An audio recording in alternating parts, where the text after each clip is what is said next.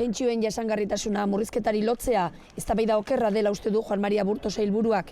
Hausnarketa sakon bat egin behar da, baina ez murrizketak egiteko, baizik eta pentsioak, momentu honetan dauzkagun pentsioak etorkizunean mantentzeko. Aburto Miramar Jauregian izan da, zahartzaro aktiboari buruzko ikastaroaren hasieran. Pentsioak ongizate estatuko oinarri direnez, eutsi egin behar direla esan du. Eta horretarako, ekonomiaren garapenaz gain, beste bide batzuk jorratu behar direla uste du.